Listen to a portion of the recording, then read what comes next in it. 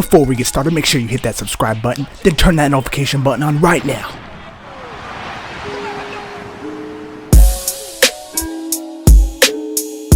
Fans from around the world travel to the United States for the WrestleMania weekend, and the Raw after WrestleMania is generally the most memorable edition of Raw throughout the calendar year. WWE also pulls out all the stops on the edition of Raw following the showcase of the Immortals, in a bid to impress the diverse fan base and to make the most of the attention and eyeballs WrestleMania brings to the product.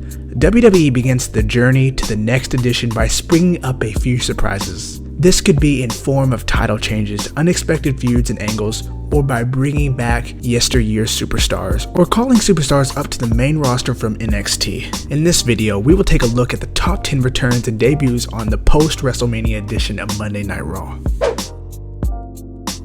When you think about all the great WWE superstars over the years, you might not readily think about XPac. As the 1-2-3 kid, XPac was a big fan favorite and was involved in a highly acclaimed match against Bret Hart for the WWE Championship. However, he left the WWE for WCW in 1996, but made an empathetic return to the organization just 2 years later. At WrestleMania 14, Shawn Michaels dropped the WWE Championship to Stone Cold Steve Austin and promptly retired from in-ring competition. This left a massive void in D-Generation X, as Triple H and Chyna were the only two superstars in the faction. On the Raw after WrestleMania 14, Triple H cut a promo saying he needed someone of his own blood to reunite D-Generation X, unveiling X-Pac as the newest member of DX. Looking back, it's crazy to see the reaction X-Pac received, especially after how his career nosedived a few years later. Every day is a Rusev day, and the Bulgarian Brute is now one of the top merchandise sellers in the company. It's almost as if the more successful you become without the WWE machine's aid, the harder it gets for you to achieve any amount of success in the company. Nevertheless, Rusev proved during his time in NXT that he was more than ready to make his main roster debut, which happened in 2014. While Rusev participated in the Royal Rumble match, his debut came after WrestleMania when he squashed Zack Ryder on Raw.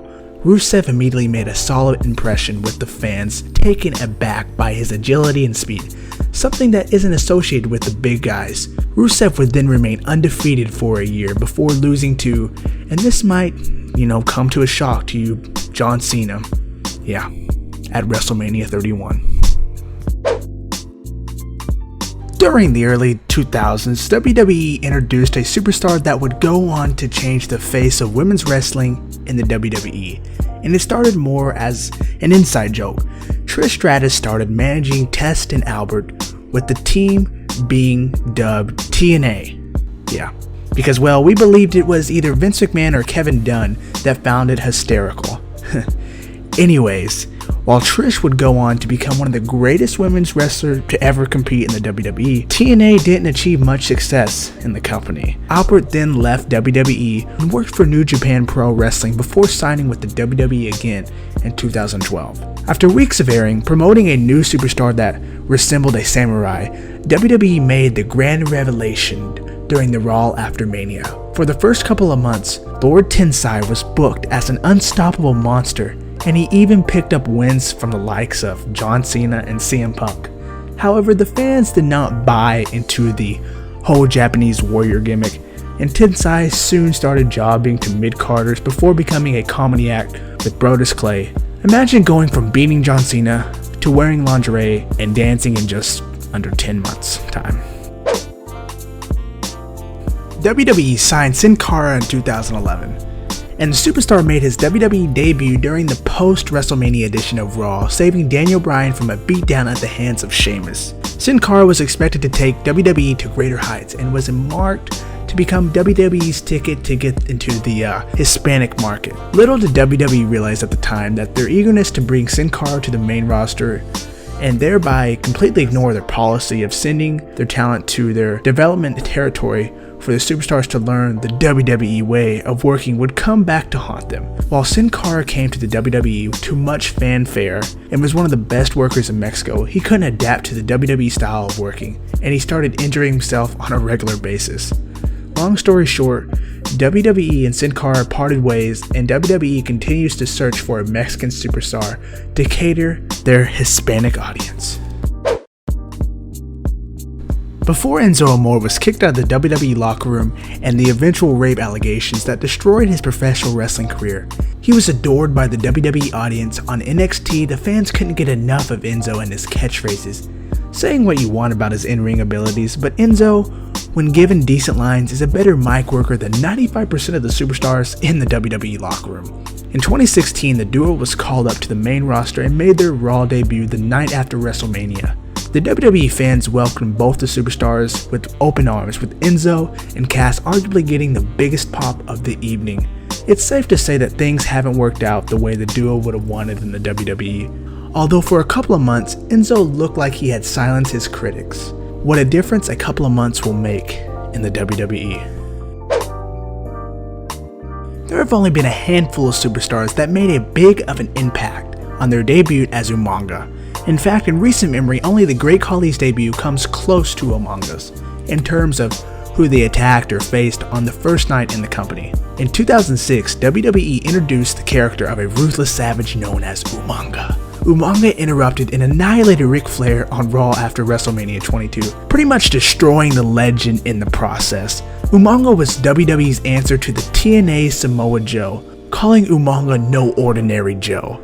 And while the superstar did not have a long WWE career, he made a massive impact in a short time. Umaga won the Intercontinental title and even participated in a marquee match at WrestleMania against Bobby Lashley. It wasn't Umaga's first stint in the WWE. He was part of the 3-minute warning tag team working as Jamal, but the Samoan Bulldozer undoubtedly left a lasting impact in the company. When it comes to making an impact, Mankind really knows how to put butts in the seats. Mick Foley traveled around the world and was known for his daredevil persona, working numerous death matches before signing up with the WWE. In 1996, the Raw after WrestleMania witnessed the debut of Mankind, who defeated Bob Holly in a singles match. However, that wasn't why his first night in the company struck a chord with the WWE fans. Later that evening, The Undertaker defeated Bradshaw in the main event, but was attacked by Mankind. The Undertaker was one of the WWE's top superstars at the time, and to see Mankind attacking one of the WWE's main eventers gave the character the credibility it needed. Mankind then used the Mandible Claw to subdue The Undertaker, making a massive statement on his first night in the promotion.